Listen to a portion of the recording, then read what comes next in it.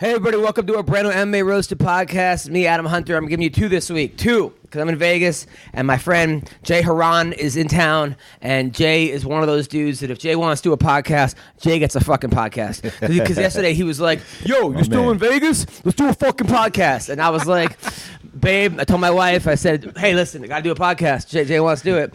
And then that was that.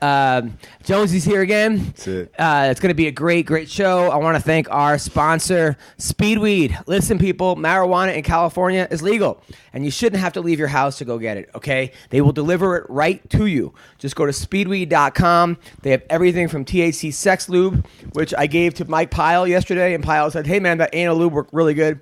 I think he actually used it by himself, on himself. Probably better with someone else, but hey, to each his own. They also have marijuana edibles, CBD oil, everything. I mean, they have...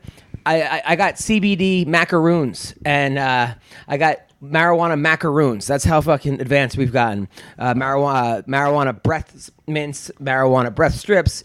Anything you imagine, they have it. Just go to speedweed.com.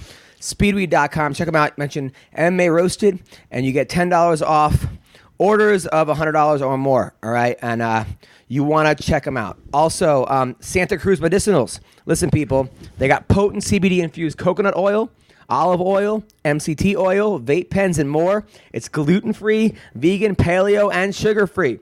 Lab tested, okay? It'll make any one of your recipes CBD-infused. Anything you make. My wife makes chicken. We put CBD in it. It's a great night, okay? They got the amazing vape pens. Check them out at scmedicinals.com. scmedicinals.com. Mention Roasted, you get $5 off. Listen, definitely check them out. They're awesome. Or mention MMA Roasted, one of the two. Either way, okay, check them out. So, Jay Hieron, you've got a new movie, right? A brand new movie, Equalizer 2, with Denzel Washington, where you try to kill him in your scene. Yeah. That must Fun have been times. awesome. Congratulations, man. Thank you. How good did that feel? Did your mom call you up? Because we talked about your mom having to put her house up for sale to get you out of prison at one point. And now you're on a movie with Denzel Washington playing a guy who actually would have got his house up for sale. Mom's happy. Really? I lived. Yeah? Yeah, it's all good, man. Mom's happy. She loves Mom's what I'm happy. doing. Dad's happy. Dad passed, but yeah, mom's happy. Dad's happy somewhere. Dad's happy somewhere. Dad's looking down on me, watching over me for sure. I mean, that's huge. I mean, Denzel Washington is probably the best actor of our time. Maybe of all time. And you're now. How serious did he take it? Serious. It was fun. He didn't really talk to me at first. He was in character, and I guess he seen I was professional and I wasn't bothering him because it was a tight space. We were in the car the whole scene, and I just kind of rolled with it, left him alone until we had to do our thing, and I knew what was going on, and he was kind of ad-libbing lines in the scene, like improvising, and then I kind of rolled with that, and after that take, because we were doing the same thing for a while, and after that take, he kind of was like, oh man, I almost had you there. And I said, yeah, and it was... That's awesome. He was totally cool. You guys talk fighting with him? Yeah. After that, we was talking a little fighting. He's a big boxing fan, but he respects MMA, and he was telling me a little stories about how he met the Gracies and all that. He had dinner with them and stuff, and he respects all fighting, but he's a big boxing fan. Now, I was giving Jonesy here a little brief summary because before on the way up here, Jay was a guy that I knew when he was Jay Hieronymus. He was a 120-pound killer from Freeport. And Freeport, if you don't know, is an awesome place, okay? But like when I was in Oceanside and we would see all the black kids come off the bus in football, we're like, oh, we lost. This game's over.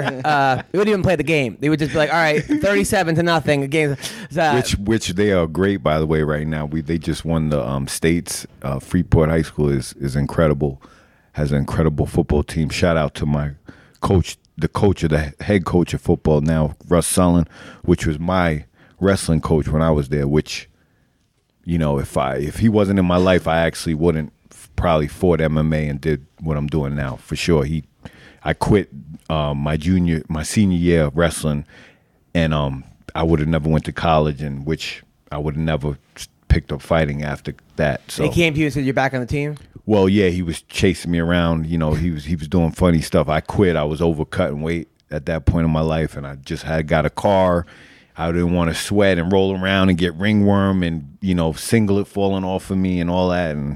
And I just was going through a stage in my life, and he would act like he would be walking past my class right when the bell rang, and like he just so happened to run into me. Hey, man, what are you doing? Like, are you coming back? And he did this every day until I finally broke and was like, all right, I'll just come train a little bit. And then that's awesome. You know, I know that from that feeling as a coach, though. I've had kids quit on me, and I've called them up at home. Yeah. And then when they come back, it's the best feeling ever. Exactly, yeah. So Jay then went to college. He took second in the state of New York. It's number 2, which is like, you know, different states are different, but New York is a really hard. Well, that was when it was true state champ as well. Now it's like they have state champ 1, state champ 2. It's Really? like, yeah, it's weird now. They have different state champions. New York's hard because you have Long Island. Yeah. And then you put in Staten Island, you put in Brooklyn, you put in the city. Yeah, then you have all the counties. You had to win your area first, and then you go up to the state. Yeah. And you represent, where you're from, your area, like Nassau County or Suffolk County. And then upstate's really hard. Upstate's it's like Fresno. I mean, I said New York isn't like New York. It's like, you know, farm country, you know, and that's real wrestlers. So that's all they do is wrestle. All they do. Nothing to do up there. Nothing but wrestle. So so then that was that was cool. And then Jay ends up going to college. He gets thrown out of college because for testing positive for marijuana, which is ridiculous. Yeah. Then he goes into becomes this huge drug lord of New York.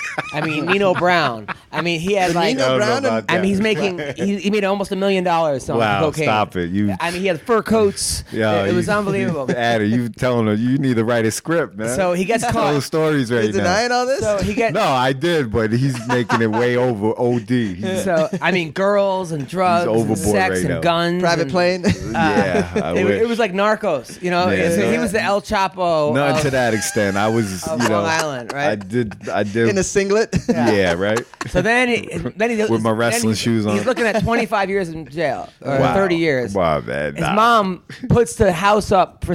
He was adopted. This fucking kid. They adopted this cute little black kid, thinking that he's gonna, play basketball or something. And so his mom puts up the house in Freeport in order to make him to make bail. But he learns how to fight in prison, going to jail. He's like, you know what? Him and Baroni. He's like, I'm gonna get beat up in jail. I gotta learn how to fight.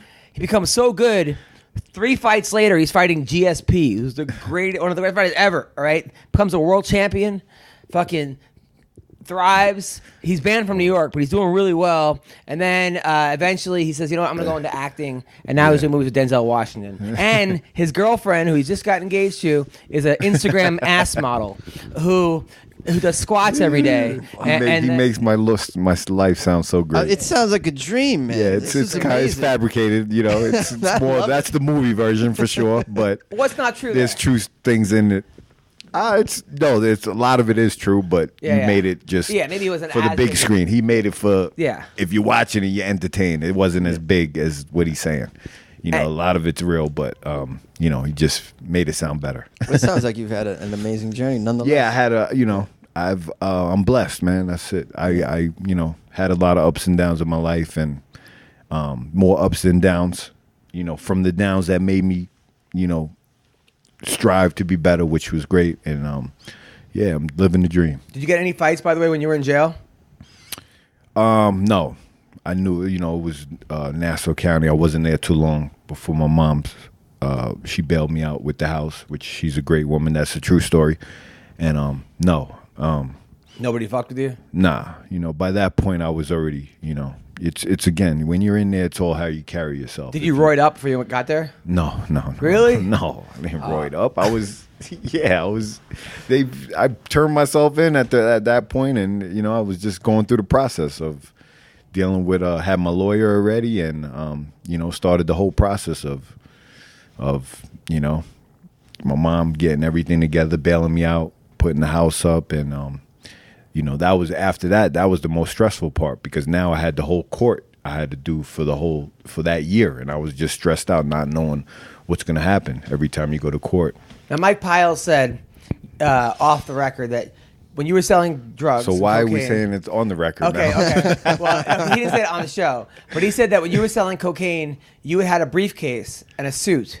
and you left at 8 in the morning as if you're going to an office job, and instead had Yeah. drugs in the briefcase. That's a little, yeah, it's kind of true, but it's more, it wasn't a briefcase, it was construction, which I had a real job. I had a construction job with my tools, my hard hat and everything, and I leave the house like that every morning. Like I was, I was going to work though, but yeah, I would make it be seen just in case somebody's watching me. I would, I had a day job. Okay, so you were going to the construction job. Yeah. But were you actually working in construction Yeah, job? no, I had a. But where were you selling the drugs out of?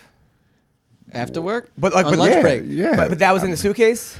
Nah, there was real tools in there. I was going to work, but okay. I was making, just in case. I was smart. I wouldn't just sit around and, I wouldn't, so to speak, I wouldn't shit where I eat. I would never do nothing where I, at my house, and I would keep, myself active with a real job, and you know what I mean? I just wouldn't sit up. I didn't have to have a job, but I, Right. But that's smart. Yeah, I was trying to be smart, and I was always thinking about, all right, what's next after this? I'm not doing this forever. So I was, I opened up I was selling cars, and I was gonna open up a body shop and all that, and yeah. Nice. But it didn't go that way. No, I asked you. I said, what'd you get your girl for Christmas? You said you got her a rock.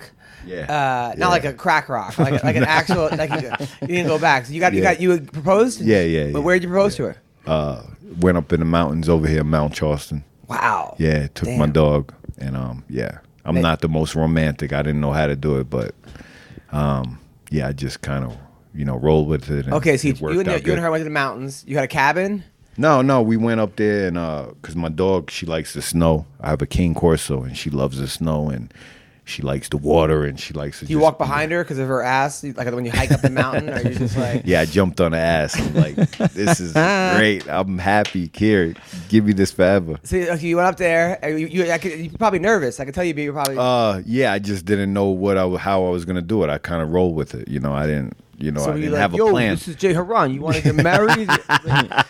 Right? Yeah. No, I don't know how I did it. I just, we were playing with the dog, and I was playing fetch with the dog, and I threw the ball over there, and then I kneeled down, and I was acting like something was wrong with the dog's paw. And I told her, come here, look. And then that's when I did it right there, when I was down looking at the dog. Hey, man, it's not. I like it. That's a cute way. Yeah, no, I like it. I don't know. I just roll with it. Hey, That's quite a surprise. Yeah. Whatever. And was the dog like, what the fuck? I thought I was getting a treat. Instead, you get this mushy. Yeah, thing. she's crying, and the dog's. Oh, she started crying? Yeah, she's tearing up. That's awesome. Yeah, it was fun. Good. By the way, she's a his good girl, girl. by the way, if you don't know, you can see her. She's got 2 million followers now. Nah, I don't think she has 2 million. She's got a big Instagram. 1.5. She's always doing like butt squats, and like she's just like one of the hottest women ever, aside from my wife. She's up there with like. Now, are you looking? She's a gorgeous woman. Now you think about having I'm happy. babies or? Not. It's not on the plan right now, but we have our dog we're taking care of, and we both have some goals we're working towards. So Nice. Yeah, we'll see what happens. And then could we talk about Orange? Yeah, I'm working on that show, Orange is the New Black, the first week of January. Nice. Quick little scene. That's It's all awesome. good. Yeah, it's fun. That's fun. Now, what are your thoughts, by the way, since this is an MMA podcast, about this John Jones thing? What are your thoughts about all that? Man. I actually was on a card that it got canceled. I was the co-main event from a John Jones. You supposed to fight Ellenberger? Is that the one? I think Ellenberger. Yeah. On that. Yup, and they pushed it, I'm not paying too much attention, but I heard it's not really his fault. I heard it's just some lingering stuff in his blood, or, they didn't change the date of the fight, right? No. It's not that big a deal.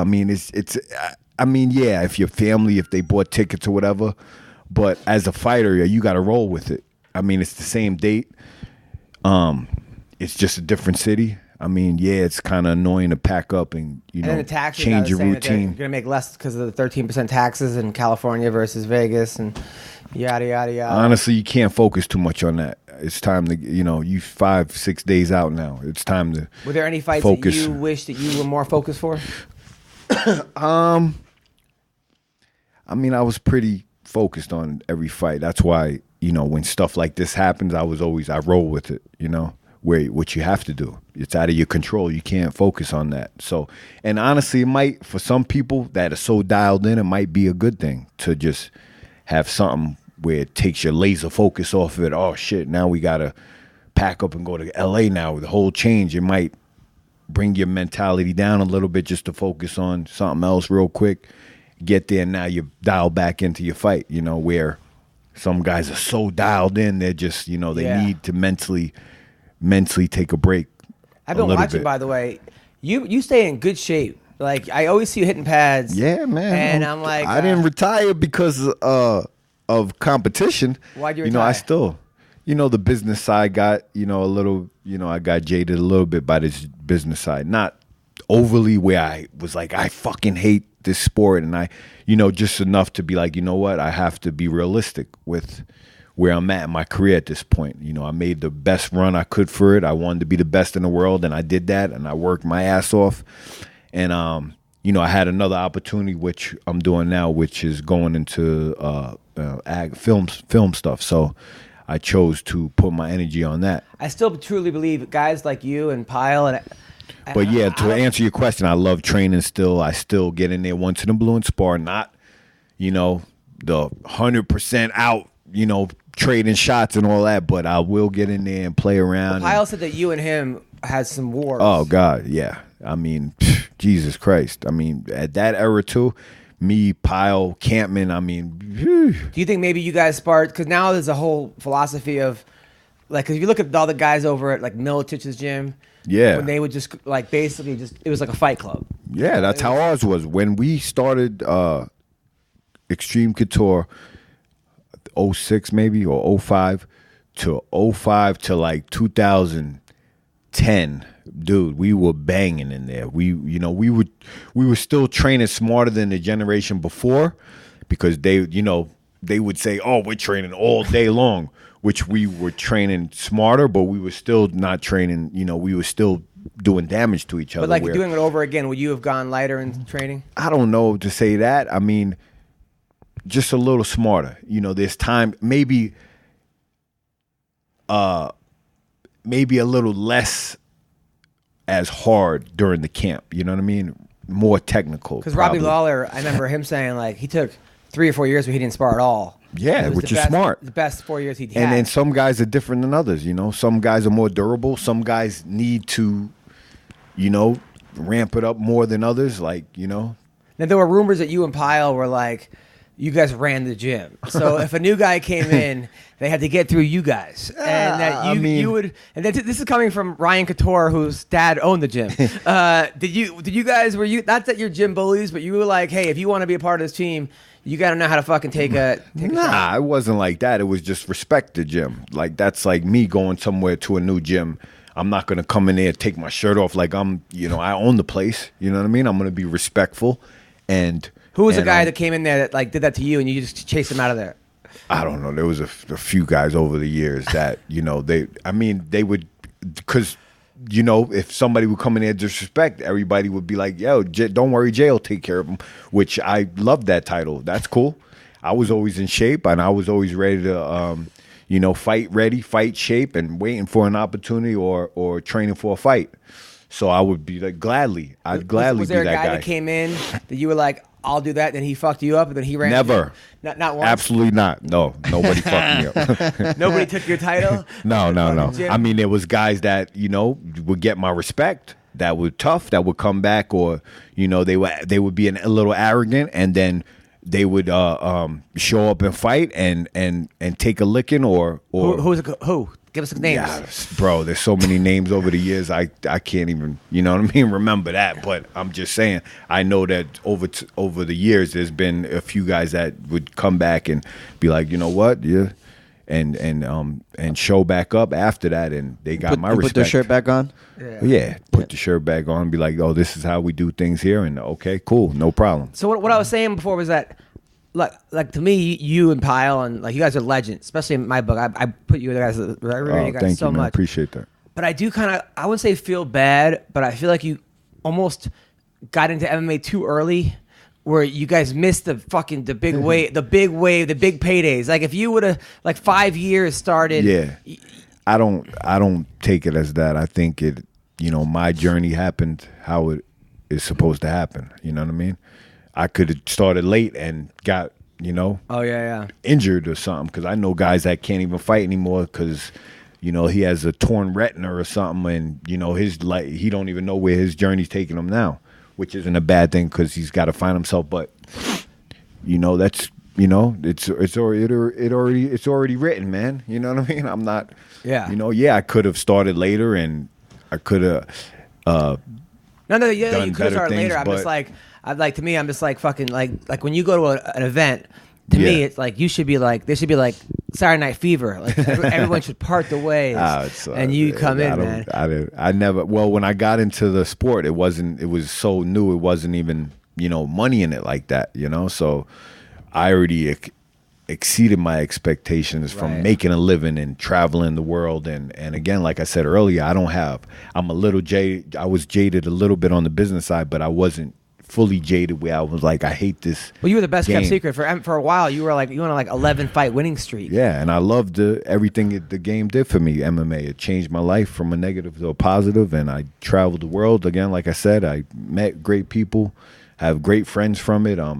It turned me on to what I'm doing now, film. I would have never known, you know what I mean? I would never thought I could be an actor or do the scenes I'm doing, fight scenes and stunt work and whatever, the case may be. I just feel everybody has their journey in life, and how did you? I do feel I could have done a lot better in my career, but I'm content. You had a great career. Yeah, that should be how everybody feels about everything, right?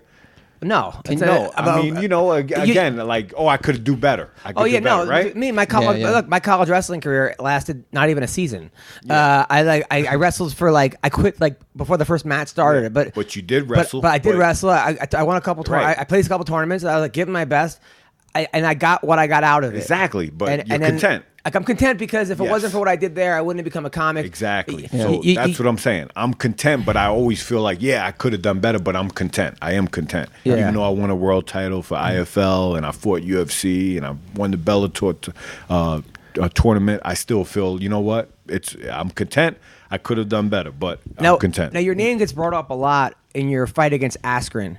Because I won that fight. I thought you won that fight too. I honestly thought you won that fight, and I knew that it was going to be a hard fight for Askren because I knew your wrestling background. I think people did not know your wrestling background. Yeah. I knew that how good you were of a wrestler, but obviously you weren't as good as Ben Askren in wrestling because you got kicked off the team. Yeah. But who knows? Maybe you could have won a national championship. Yeah. You probably could have. You were ranked third in the country. I was ranked third D1 when I got kicked off the team. That was your junior year? Yeah. So Askren won twice. You might have won twice. Yeah, you never know. Now Askren finally got in the UFC. Yeah. He's 35, 36 years old. Mm-hmm. How do you think he's going to do? He's going to probably do well, man. I mean, he's just got that awkward style, and he's still undefeated, which an undefeated fighter is always hard to deal with. They don't know how to lose, so he has that mental advantage right there. He's going to be hard for guys to deal with. I just think, and he's got better since I fought him. I'll give him credit. He's got better. His ground and pound, he's sitting up now, and, he's passing, and he's doing a lot of things now. His game escalated. So he should do well. And on top of that, he's playing the game now too. He's talking his shit. He's shooting his shot. He's calling out everybody. So that's where it's at right now. He's fighting Robbie Lawler. You could be the best guy in the game, and if nobody knows who you are, it doesn't matter. So guys are getting hip to the game now, and after Conor and doing their thing, shooting their shot and saying what they want, and he's coming out, and I think his style is awkward enough, and he's good at what he does, and he's going to give guys a problem. He's fighting Robbie Lawler. Now that's a tough fight for him because A, he can't get in Robbie's head. You're not going to get Robbie Lawler's head. Yeah. B, hurting Robbie is really fucking hard. I mean, Woodley. I mean, firsthand how hard Woodley is that the hardest you've been hit, Tyron Woodley? It's probably one of them. I mean, I was sleeping, so yeah, he does hit hard. Were you sleeping before you hit the canvas? No, I think a couple shots in. But he hits hard. I mean, it was just he did like a switch step that I looked down at his feet real quick and he hit me. Everybody has their spot. My chin was good, but behind my ear was, my spot. Yeah. Is that what GSP hit you with? Yep. Yeah. Every one of my losses, I think that's where I got hit. Was right behind my sweet spot. Right. Does your behind my girl, ear. when you're going down there, ever like clam up on you, and then all of a sudden you just pass out in her vagina? That's probably a good place to pass out. Yeah, that's a good spot. I'm staying wide awake right there. Oh, that's good. Yeah, of course. That's fine. I'm good sure. on that one. So, all right. So that was your sweet spot, which makes sense. And I hate watching guys get hit there because I'm always like, he got knocked out, but it takes your feet right from under you. That's definitely. It's some guy's sweet spot. I mean, it was mine, But Askren Lawler, how do you see it going down? Man, that's a tough one. Lawler again, like you said, he's very hard to finish, but this guy's he's not going to try to finish him standing up. You know what I mean? He's going to try to implement his game and take him down and ground and pound him. And he might wear him down and take a decision. But he definitely can't stand with him. He's not, I don't think he's dumb enough to think that either. You know what I mean? I don't think he's coming in there trying to do a stand-up fight with anybody. Are you and Askren cool now? I don't have a problem. You said he smelled really bad. Yeah, his breath smelled like shit when we were at the weigh-ins. He was all in my face. I'm like, bro, come on, you chew some gum first. Is that what you said to him? Yeah, I'm like, yo, get the fuck out of my face. You smell like maybe that's part of his fucking mind midget game. tap dancing on your tongue with shit on his shoes. Wow, that's poetry. Was anybody now? Did you ever have bad blood with anybody you fought? Yeah, him when I fought him. Yeah, I didn't like him. This is years ago now, so I don't have a problem. I respect him as a fighter for sure. He's a great fighter. Personally, nothing. No, it was you get those emotions going during the fight camp and all that, and yeah. Before I fought anybody, I'm cool. I'm a cool guy. But before I fought anybody, I wanted to, put you out like you wanted to put me out for sure. But no, I don't have issue with anybody in the game. But were you intimidated? Because if I was going up against Ben Askren, I'm like, man, that his wrestling, he's like a god in wrestling, Olympian. I didn't. I knew it was gonna be definitely a hard fight, but I thought my wrestling was just as good. I didn't think anybody's wrestling was better than mine in MMA. Like that can just ragdoll me. Anybody. I didn't. I'm wrestling with Randy Couture every day, dude. And he was having problems taking me down, and he has heavier than me, and he was 6-time world champion, or what was 4 or 5-time world champion. Yeah. He's up there, badass dude. So I didn't really.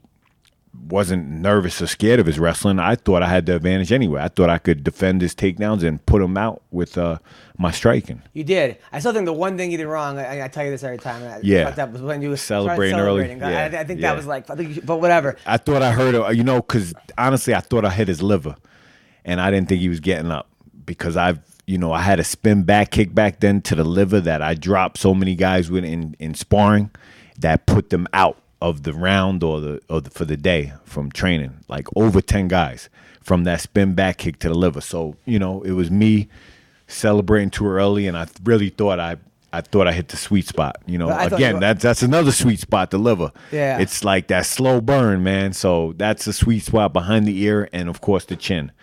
Those 3 sweet spots right there, if you get them, and those and the liver's like behind the ear. It's like one of those spots where people in the crowd are like, "Oh, why did he go down? That didn't even look like it hurt." Right? They don't understand. They don't understand what's going on behind the curtain. Yeah, the liver Bernard shot Hopkins is no versus joke. De La Hoya. Oh yeah, that looked like nothing. But let me tell you, that'll. Yeah. You know what I mean? Yeah. Yeah, people thought he was like faking it. Yeah, no, that's like. Well, I didn't know paralyzes that. you. I didn't know that. Yeah, if you get hit on the sweet spot in the liver, it paralyzes you, and you can't breathe, and you can't get up, and you done.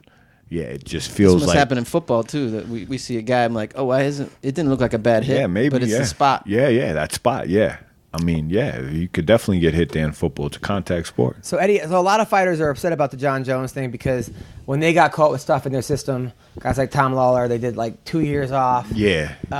Eddie Alvarez just tweeted out, "We are not hitting balls or pucks. We are trying to damage a man's head, a human head. 0 is the amount of drugs that should be allowed. Hashtag just say no. Gray areas are created to leave no one at all accountable. If there is no one to blame, there is no crime committed. 0 is the magic number for the amount of drugs.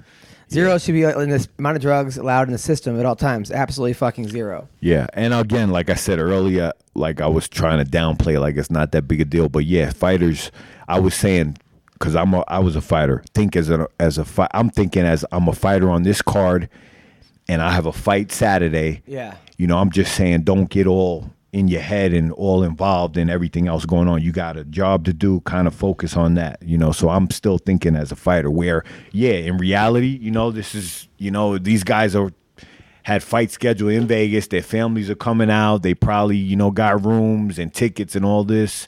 And now everything changes. So, yeah, it's kind of like emotional. And, you know, yeah, you should feel some type of way about it. But I'm still thinking as a fighter where you got to, you know, put everything in your rear view mirror and focus on. How many guys did you know that you fought that were on stuff? I don't know who was on stuff, but did it matter? I'm sure. No. I mean, you know, I'm not focused on that. You know, there was guys I thought that were on it, but, you know, my career, I never did anything. Yeah, man. Did anybody ever come up to you in the locker room like, "Hey, man, you have a good double, but I can make it a lot faster"? Nah. Nobody ever like tried. It's not like after school specials. Like, "Hey, man, Jay, you know you're pretty good. You're the thoroughbred, but I can make you like the Black Stallion or something." No. None of that has happened with me. By the way, Joe Riggs said that you have the biggest penis in the history of MMA. By the way, Christ. I'd like to comment. Your wife does. Is that why she's doing squats all the time to like keep up? So all right, let's talk about some of the guys you fought. By the way, so Woodley fought. Could I ask a quick question because I'm very curious About his penis? Yeah, about the penis. Wow. You mentioned twice already that you got out because of the business. Now I'm not familiar with the business side of the sport. What is it about specifically that really bothered you? And then was something that happened specifically that was kind of like the straw that broke the camel's back when it came to business for you? That was like, you know what, it's not worth it. Well, first off, I always said during my career, I would, you know, when they ask you how long you got or when are you going to retire, what do you think about? And I never really had a plan B. You know, the film stuff kind of fell on my lap, which when I finally realized I could do that, I went all in. I'm not saying, it was handed to me. No, I worked very hard. I still work very hard to this day. I mean, we're talking about he was driving to LA for I was flying in a parking lot. Yeah, all that stuff. Yeah, just everything. I still do it. But acting classes, everything. Yeah, acting classes, everything. I work very hard. I put just as much work in this business as I did in fighting. So to answer your question, they would ask, and I always said, I'll retire when that fire in me burns out. So, you know, everything I did it to 100%. My training, mentally focusing, fights, up the ladder, down the ladder. So, I made really good money.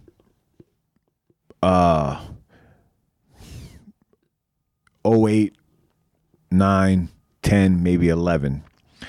And then I signed a shit deal to go back to the UFC, which, you know, as a fighter, you bank on yourself.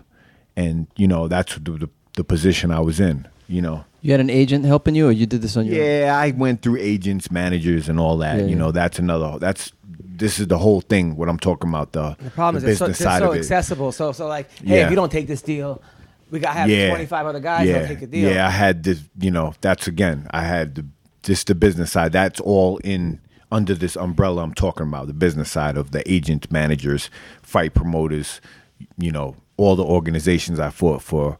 So I was, you know, I made decent money those years. And then to go back where I wanted to end my career, I got the offer I got wasn't that good. But you know what? I said, you know, this is the position I'm in.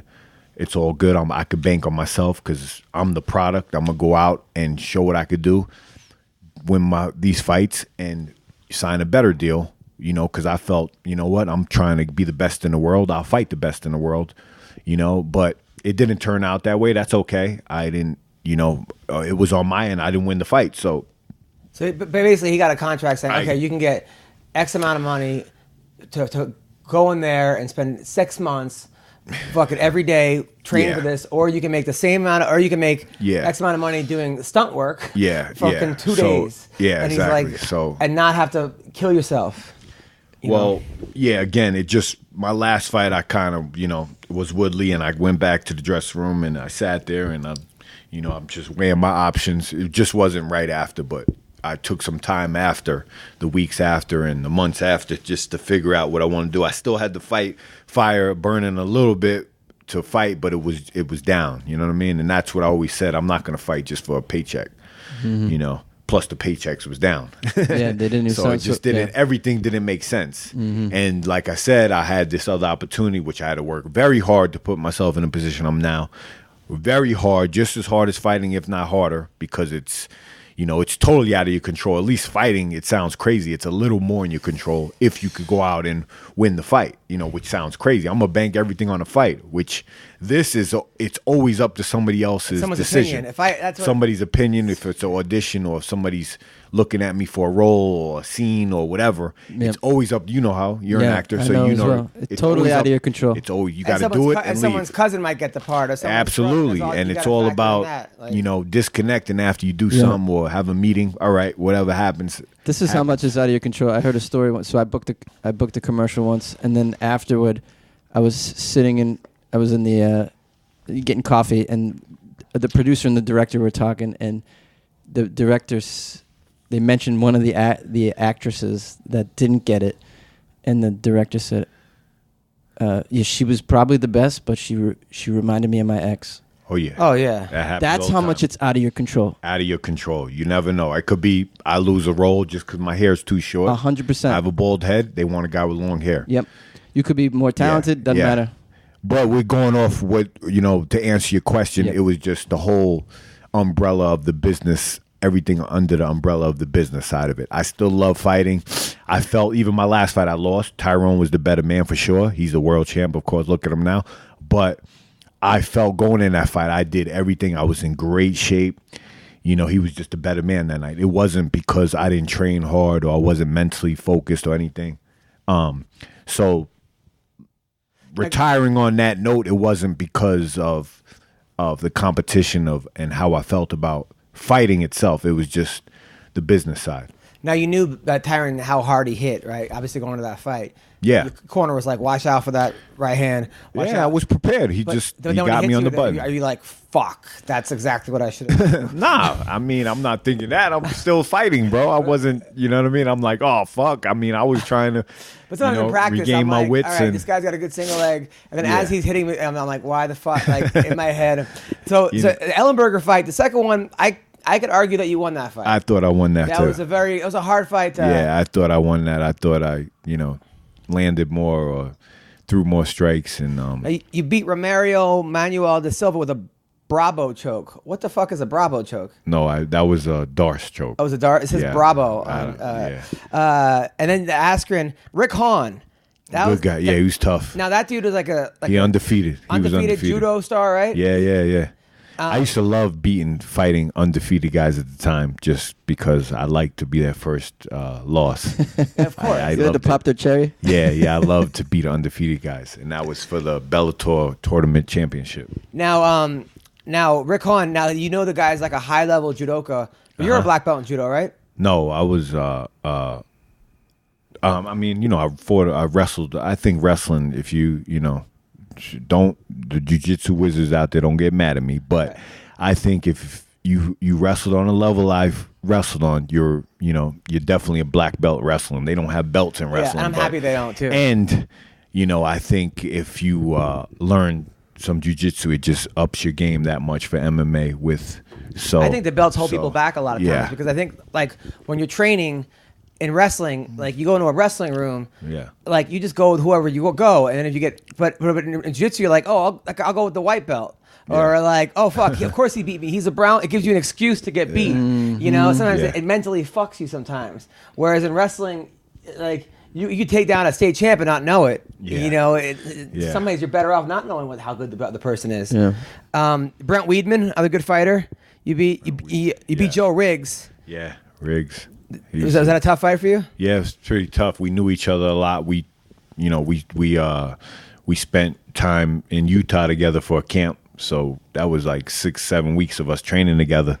So it was, it was kind of one of those technical fights because we both knew each other so much. It wasn't just go out and, you know what I mean? Even though we did, we rocked each other too as well. We landed some good shots. It was a good fight. Knuckle fight? I didn't. He shot a double right away. And then said, "My bad, I'm sorry." Riggs? Yeah. But really? Yeah. He forgot it was a bare knuckle fight? Yeah. Hold up. What had happened was, let's start over. Yeah, that's what happened. Jesse Taylor is a guy, great wrestler. He was a good wrestler, yeah. You beat him. Was that a tough fight for you? Yeah, he was just kept shooting on me all night long. He was just deep shots, and I was defending a lot. But yeah, it was a pretty tough fight. He was, it's another guy I trained with, I got that wrestling mentality, man, my whole career. I would, I like to train with different guys and go to different camps a little bit. And, because I come from wrestling where we would scrimmage different teams. Yeah. So when I did start MMA, I got into jiu-jitsu and they're like, oh no, don't go train over here with this guy and that guy. And I'm like, really, listen, man, my whole game is I like to see different looks, Were you a member of Hammer House? Nah, but I love those guys. Well, how come you weren't an official member? I figured like Long Island and yeah, I mean, if they, I love the Randleman. Because you're half black. Rest in peace, Randleman. Yeah, Randleman's black. What are you talking about? That's a good point. This guy. I'm just trying to create some drama. Coleman, Baroni, they all. Did you train with Randleman? I did. What was that like? Good, explosive, man, super explosive. This guy, he was like one of my favorite fighters, probably the best athlete in the history of mixed martial arts. Almost, you could say, would have been the best ever had he had a little more jiu-jitsu training. He's a guy, he wrestled, he was a three-time national champion. His nickname was the Monster. Yeah. He was fucking jacked. He would jump over the ring to get in, like on one take, not even like, and he just had this fucking power. Like he knocked out a prime Crow Cop. Yeah, we were in Japan for a Piles fight years back, and Randleman was out there as well. He's doing like a guest appearance, and we're in Roppongi, and like I swear to God, it was like 50 people around saying Godzilla, Godzilla. He had the blonde hair back then. He dyed his hair blonde. They loved him. Oh yeah, it was crazy. He would go from 0 to 100. Like an interview with him, you mentioned Tito Ortiz, he starts screaming at you. But he was one of those dudes who like. You ever see those like football coach movies where like the coach inspires the whole team to win the national championship? That's how he was. Like exactly. All the fucking time. Like he'd walk around like, "Come on, you want this? You want this? Like you just." After talking to him, you could like run 10 miles. You'd never run before. You're like, I'm running because of this fucking guy. He was just. Rest in peace, man. But what do you think his issue? Because I look at him and I'm like, you think it was cardio, right? Cardio is a problem with him. I mean, yeah, later on in his career, he had a lot of injuries. You got to understand, he wrestled on that level for, years. And then he was from the first generation of MMA fighters where, they didn't train right. They just beat the shit out of their bodies, dude. So that's what I'm talking about. He was that first generation where they had, no idea how to really train and then steroids as well. I don't know 100%, but yeah. Well, he got popped. I think. Okay, well. Yeah. I don't know. I think he used someone else's. Come on, bro. Like, come on. What are you talking about? Yeah, you wired over there. You a detective? No. I don't know nothing about that, man. Right. Look, don't ask me no questions about that. I was at his funeral. I love Kevin Randleman. Yeah, he's a good dude. His wife's coming to my show this weekend. But yeah, like I was saying, that was that generation where they didn't really do the peak training. Where taper off and be ready for the fights. They would just train uphill until the fight, and going over trained all the time. Well, he was fighting twice a night, also. Yeah, exactly. So, you could say what you want, but there was a different era back then. These guys would fight the guys that those are my favorite guys to talk to. Like Josh Barnett was just like 6'3" fucking monster, and he had no one to train with. So he would find people on the computer and be like, "Hey, you want to fight tomorrow at the YMCA in the gym?" And they'd be like, okay. So he would literally fight like 30 guys, he said, like a month upstairs. People were having like swim classes and 2 guys just throwing down in the fucking weight room. That was was one guy. Another guy, fucking Gary Goodrich, who was like a world champion arm wrestler. So he gets to he fights over in Brazil. They said no rules. And he gets there. They said no eye gouging and no biting, and he's fucking furious because they said no rules. So he's losing the fight. He takes the guy's cup, moves it, grabs the guy's balls, and squeezes as hard as he can. The guy taps out immediately. He wins the fight, and then everyone's fucking booing him like "fuck you." He's like, and then his joke is like, "Yeah, I took peanuts and made peanut butter." Like that's that's like his go-to line now. Yeah. But those are my favorite. Fucking Mark. I interviewed Mark Kerr. Yeah. He's a guy that like he would open up a cut on your body, and then he would stick his thumb and just fucking press in the thing until like this is the kind of shit people did. It was a different mentality of a fighter. I mean, now it's like, no 12-6 elbows. Like before, it was just. Well, I mean, it's a sport now, which is, that's a different era, man. That's more no holds barred era. But you would have done that. Yeah, but I like the way it is now because it's more of a sport. It does. Guys do make a living. Yeah. That would never fly now. On I don't know. Bare knuckle boxing's making a comeback. Yeah. I mean, but that still isn't eye gouging and digging in cuts like you're saying. You know what I mean? What I do wish they had, that is brutal, but I wish they had where you're able to knee a guy in the head on the ground, like Pride rules. Oh yeah. Because I tell you this, man, I would wreck dudes with that. Take them right down to a front headlight. Kicks? Soccer kicks, all that. That's great. Now Jason High, you knocked out in one round. Yeah, that was good. He's a good fighter. Sharp. Yeah. Solid fighter. Yeah. I mean, you've beaten a lot of good guys. I mean, you started your career. You beat Jake Ellenberger in 2006. You beat Victor Moreno. I don't know who that guy is, but you lost to Brad Blackburn. What happened there? Behind the ear. Yeah, man. You beat Chris Kennedy. Who's Chris Kennedy? Oh, he's a good dude. He's from Vegas. He's actually a Vegas cop now. Oh, nice. Yeah, he's a good dude. Southpaw. Yeah. You lost to Jonathan Goulet. Yeah. How'd that happen? Cut. I was winning the whole fight, man, beating him up, and he kneed me in the head, and it just opened up and wouldn't stop bleeding. They stopped it. Fuck. They were letting it go too, man, because I guess I heard I was winning the fight so dominantly. But yeah. You beat Pat Healy. That's a tough guy. Yeah, he's tough. That's a real fucking tough guy. Is he still fighting? Pat Healy, I don't know. I think I'm working for the PFL now, and they're giving out $1 million on New Year's Eve to 6 different fighters. Yeah, man. Vinny Magalish is fighting Sean O'Connell for $1 million. Damn. Lance Palmer taking on Steven Seiler for $1 million. I think a lot of the guys are now going over there. I think they didn't think it was real. They're like, they're not giving. Come on. But then Kevin Hart, Mark Burnett, and Tony Robbins put like a lot of money into it. Wow. So I think a lot of if I'm in the UFC and I'm ranked number 12 or 13 or even 6 or 7, and I'm like, okay, I'm getting 20 and 20. Yeah. And I'm looking over and I'm seeing that Steven Seiler's getting $1 million. I mean, why would I not go over there? Yeah, it's just money, man. You just get at the end of the day, it's got to make sense too. It ain't just for the money, but you are, at this point, most fighters have a family. They're paying their bills, their mortgage, so they have, they have to have something where it's worth it. And it's real, man. You're taking damage out there, so you want to get paid. You can't just fight for the money, but you have to at a point where it has to be worth it for you. You should be getting paid. Any guy in there should make money. Yeah. This whole 5 and 5, 10 and 10, that ain't doing nothing, man. Some guys are getting $1,000. Yeah, it's and like ridiculous. Bellator undercards and like it's ridiculous, man. There should be no way. Now, what did you think of the Chuck Liddell Tito Ortiz fight? Hey, man, it's come on. I know you. You must have been like shaking your head. Yeah, going, this is fucking bullshit. Man, I love Chuck. I like Tito. Those guys are pioneers of the game, man. They're legends. It's again, like we said, they should both have money. Where they don't have to do comebacks and all that. That's my opinion. I think.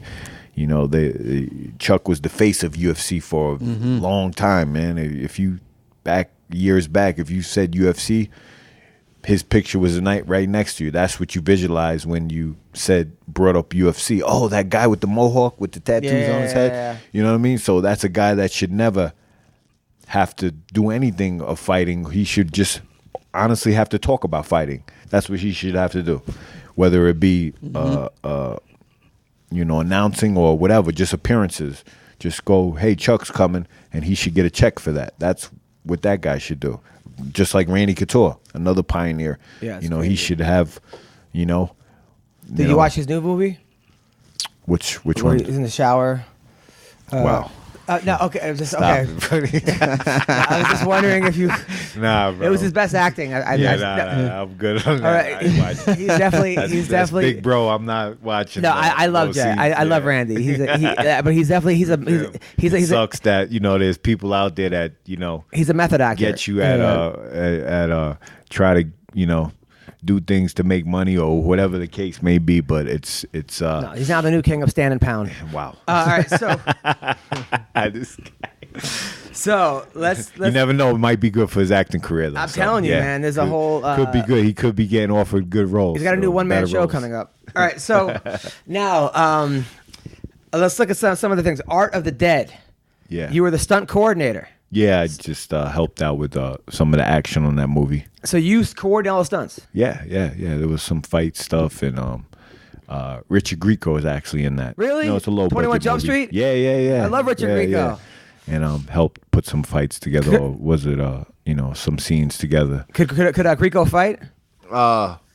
It actually wasn't a fight scene, actually. He was getting hit with a mirror or something, and I had to make sure there was some candy glass there. That's what they use in films where it's like breakaway stuff.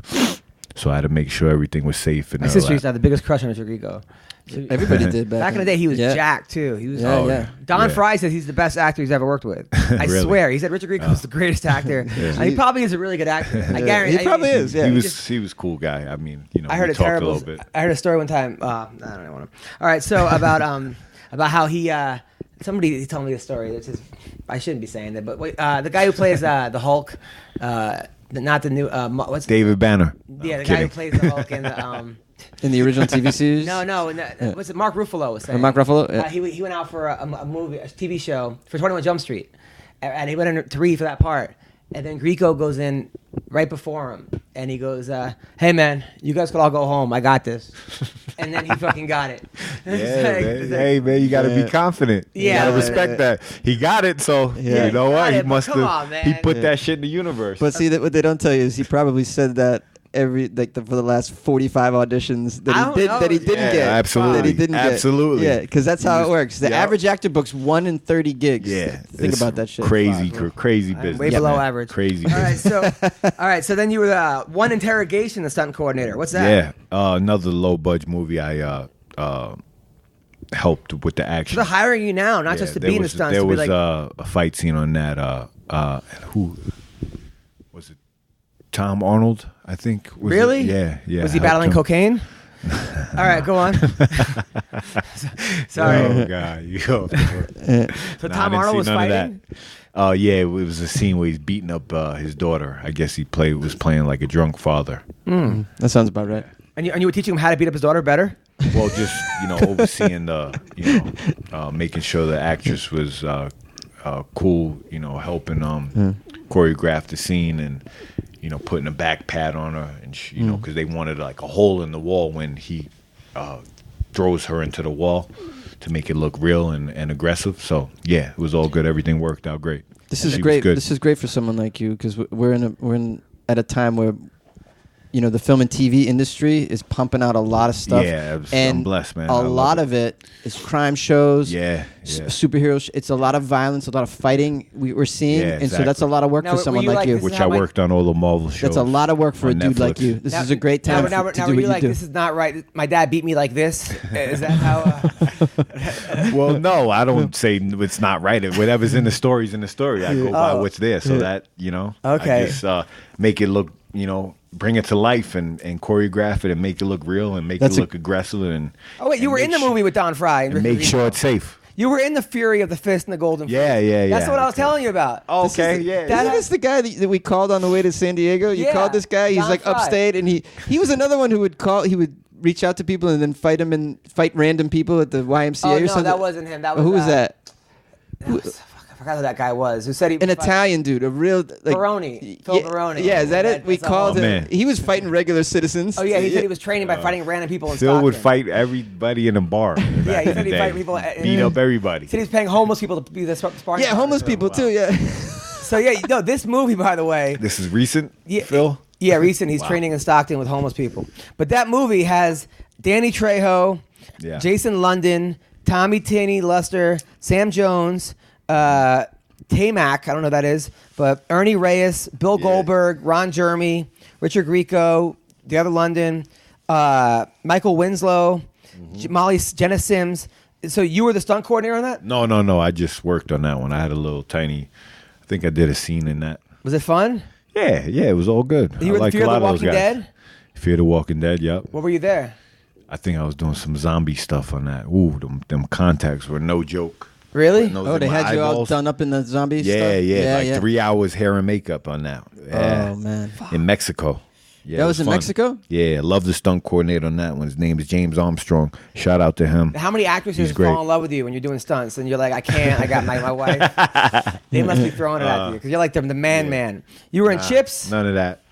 They don't like me. You were in Chips? I'm married. Yeah. Yeah, Chips. I was on, did some stunts on that. It was cool. I was on the back of the bike in live traffic in L.A. Wow.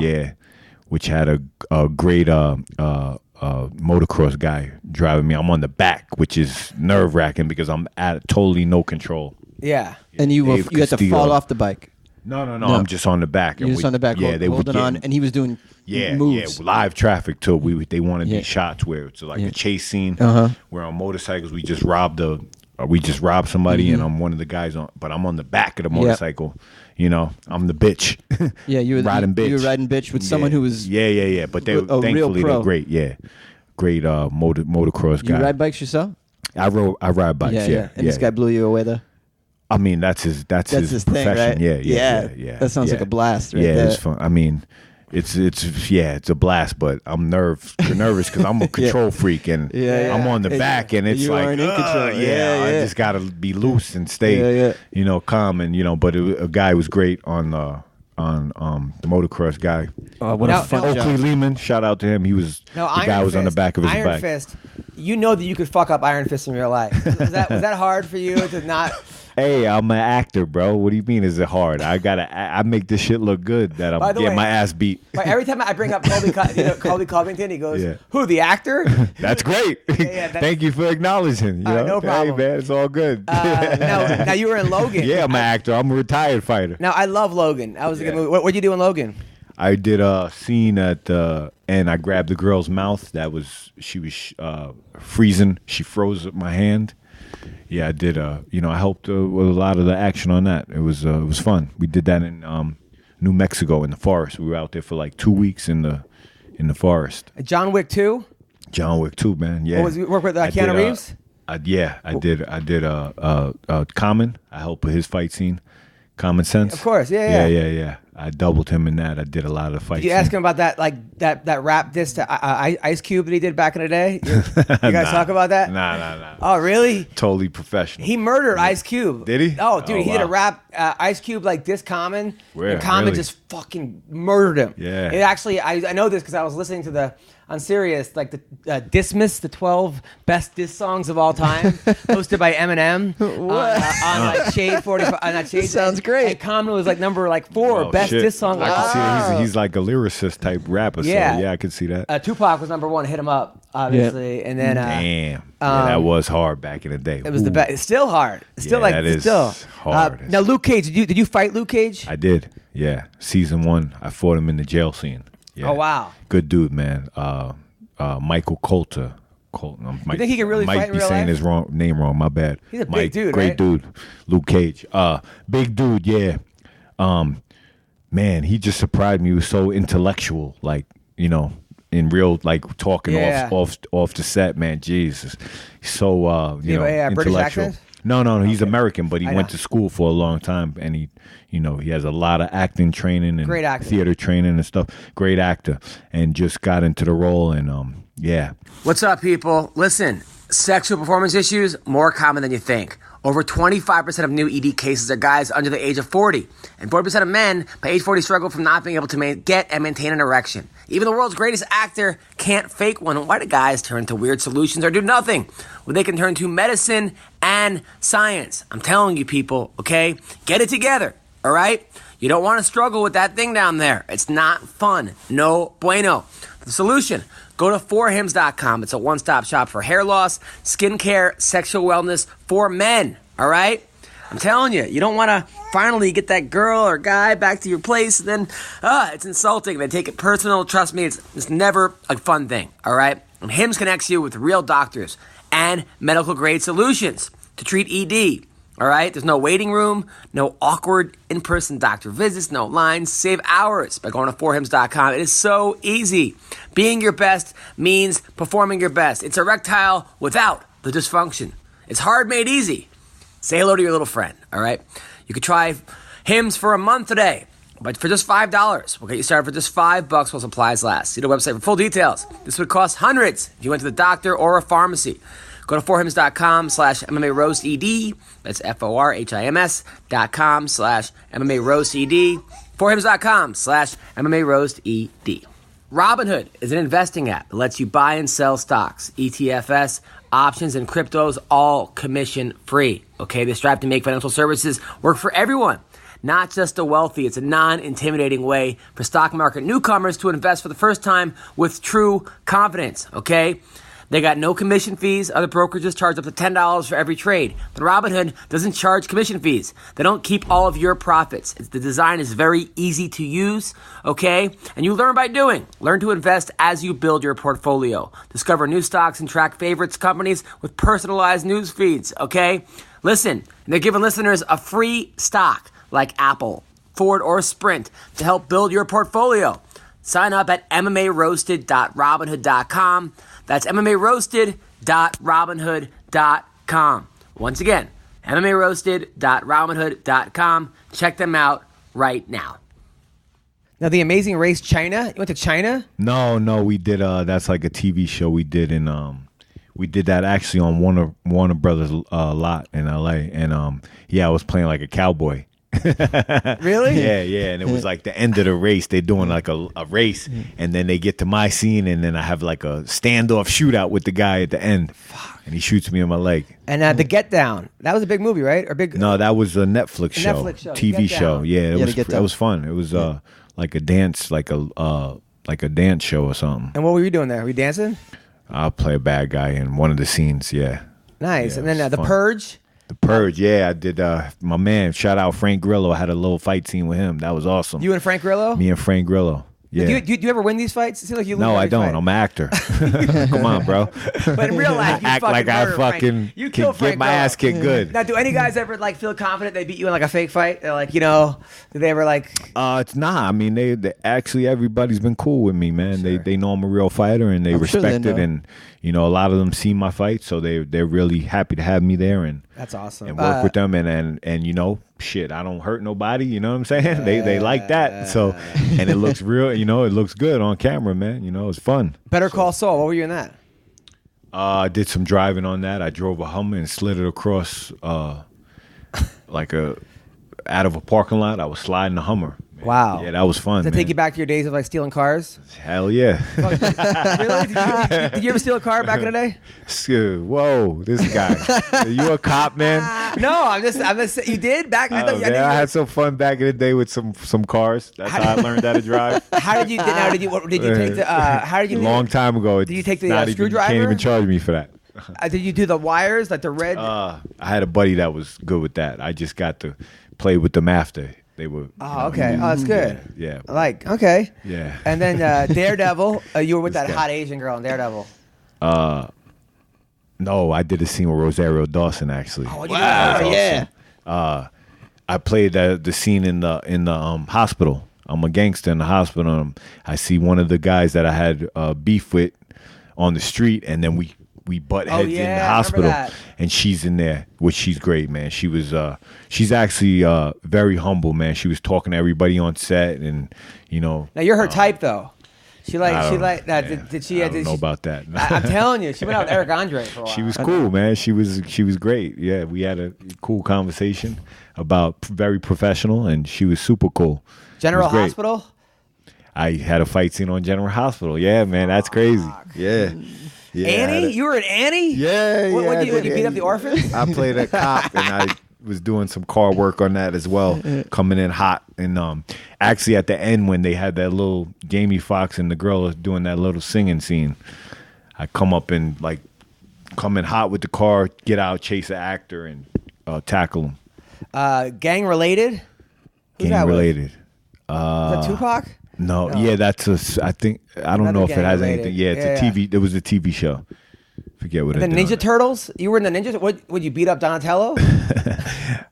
Played one of the foot soldiers from some action scene. Spider-Man 2? Spider-Man 2, yeah. Did some car work on that. That was fun. James Armstrong coordinated again. He's great, man. He's going to be a director one day. Big time. The Dictator with Ali G? Yep. What'd you do there? Some car work on that. Yep. Fuck. Did you meet him? Sasha? No. I was doing some car stuff in Midtown Manhattan on that. Yeah, they were shooting that in Manhattan. Avengers, yeah. Did some, what'd I do on that? Some explosion scene in Manhattan. Who'd you work with? Which Avengers did you work with? They were all there. It was like the end scene on when the aliens were like coming to Manhattan. There's a bunch of explosions going off and all that stuff. Fuck, man. Yeah. And this is just your stunt work. Yeah. We're not even talking about your acting work. Yes, sir. Your acting work. You were the interrogation, Skin in the Game. Is that a porno? That's a movie. It's about human trafficking. I play like a pimp. You're a pimp? Yeah, I'm a pimp. Tears? Killer P. What do you do in Tears? You're Tears. Gustavo? Yeah, that's another human trafficking thing. Here we go. Kind of typecast, I guess, but it's all good. I'm working, baby. I'm working. What the fuck? You played Chupa in Bleach? Yeah, that was a film we did. We shot that in Vegas, actually. Is that based on the anime? Bleach? No, that's... it's based on Seal's face. No, I'm kidding. No. Cool actor. I know Mark Justice. Shout out to him. He's great. I like Seal. It wasn't Bleach. All right, Seal so Bella's story. Who's Bella? And you're Bruno? Yeah, that was a low movie I did in L.A. It's a cool little story about a girl. Yeah, and I'm just like a little mentor trying to mentor her. Oh, you work with what? And Asher? You work with my man, the guy from Sons of Anarchy. Ron Perlman. Yeah, Ron Perlman. He's great. Yeah, and actually, shit. What do you do in Asher? I play Sammy. Famke Janssen? Are you talking about? I'm one of henchmen. Damn, how do I forget his name? Pull that up. I'm looking at it right now. Yeah. These people. There you go. Richard Dreyfuss. Yeah. Oh, I love Richard Dreyfuss. Get his name. He's the best. Yeah, I had a scene with him, which is great, man. No way. Yeah. He's like awesome. my favorite actor. Yeah, him. He was. He was in Ruthless People. Yeah. Bette Him Midler. and Perlman. Actually, Perlman kills me, but I have a scene with Richard Dreyfuss. I met Perlman at that movie's out now. Actually, I think it's on digital or something. I met Perlman at like a bakery. I was watch like, it "You're my favorite actor," and he's like, I'm like, "Thanks, man." Hellboy, man. Come on. Yeah, Hellboy. You were in Bull on CBS. As well, as well as Lethal Weapon. Maybe, yeah. I had a cool scene on that with Damon Wayans recently. Fuck. Yeah, it was awesome. What do you do with Damon? A fight scene. He throws me off a building. Awesome. They were actually going to do it, Descender, which was put me on a wire and drop me like 200, 300 feet off the building on a wire, though. Have you done that before? But yeah, I've done some. Not that high, but Dude, I've done some 60-foot falls. 60 foot on the wire? No wire. No wire? Old school stunts. On Lethal Weapon, actually, too. But this scene was, he throws me off a building. They were going to do the wire, but they couldn't get the street locked up for the day, so we just did it on the studio, on the wire. We did it on the wire, but that was like 70 But you were like, I'm a black guy, I'm not wearing a wire. I would have, yeah, right? Stitches get stitches. I don't snitch. I'm going to go straight, free fall this bitch. Fuck yeah. I had the pleasure once of being brought to a stunt place where you could do these kinds of things, and I did a fall, just a very simple, maybe 12-foot fall. The guy was there to teach you how to fall correctly on your back. Now, you think this would be easy. dude, I was so sore the next day. Exactly. I mean, again, I'm happy you're saying that because, again, shout out to all the stuntmen out there too, because it's a rough business. It is. They try to say what's harder, that or fighting. I'm like, listen, in fighting, it's very, very rough, man. It's a hard way to make a living, but you could get knocked out, you get some broken bones. But one thing goes wrong in a stunt, man, your life is over. So you can't have any room for error. Yep. So again, there's some great people in the business. There's some real, professional guys that come from different areas of their game, which is either motocross or driving or, there's gymnasts, women. I mean, there's incredible talent in the business and they work hard. So, and it's a business where, you don't really get the notoriety for what you do. No, I'm an actor as well, so I get some things you see me in. Yes, but a lot of stuntmen are behind the scenes. They're like Batman. When the mask is on, that's who they. They don't. You don't know who they are. Dark Knight. Yeah. They don't get their name recognition and all that. So you were a teardrop tattoo Latino in Brawl in Cell Block 99. Oh, yeah, that was great. I fought Vince Vaughn in that. No way. Yeah, he's awesome, man. Really? And in between takes, he would make me laugh every time, and it was like a serious scene. Like I'm trying to kick his ass, and I'm like, bro, chill. He does jiu-jitsu now, by the way. Yeah, that's why he loved. 50 pounds. Yeah, because he was telling he was a wrestler in high school. Yeah. And we would talk a lot about MMA and jiu-jitsu and all that, and I was showing him a couple things before a fight, and he kept like making, doing funny things right before I take, and I was like, bro, come on, man. Jessica Jones you were in? Yeah, yep. What'd you do there? Fought Jessica Jones. She kicks my ass. She seemed really cool. Yeah, I'm an actor, brother. Is she really cool in real life? Yeah, she seems like she was cool. Chick. She was cool. Everybody's cool, man. With me anyway. And then Power for 50 Cent, man. Really? Yeah, in the jail scene. What was he like? Cool, man. Very cool. I mean, a lot of these people that you think aren't cool are super humble and cool, which he was. You see Fitty yesterday what he put up about what's her name? About yeah, I saw that. That's hilarious. What's her name? Wendy Williams. Yeah. Like, oh come on, like yeah, he's wow. Yeah, kind of virtually identical. He puts up a picture. I don't know what even this thing is, but it's pretty damn funny. Oh my God. So anyway, listen, it was a pleasure. Thanks, killing buddy. The game, man. Appreciate I'm so fucking happy for you. Check me out. I'm coming out a couple things. You're a guy. You could have been. I did a quick scene on a Nicole Kidman movie that's coming out. I think it's Destroyer. Really? That should be out soon. Yeah, with her actually. That was pretty cool. Oh man. Yeah. She's beautiful. And not in this scene, but yes, she is. They made her. I mean, the hair and makeup did an incredible job not to make her look like herself, which was crazy. But in real life, yes, she's very beautiful. But the role she's playing in this movie, it makes her not look beautiful, which is great acting role for her. So where can people follow you? People find you? My Instagram is Jay Hieron. I do a lot of posting there for upcoming stuff, and my Twitter is Jay Hieron. Same thing, Facebook, all that. But yeah.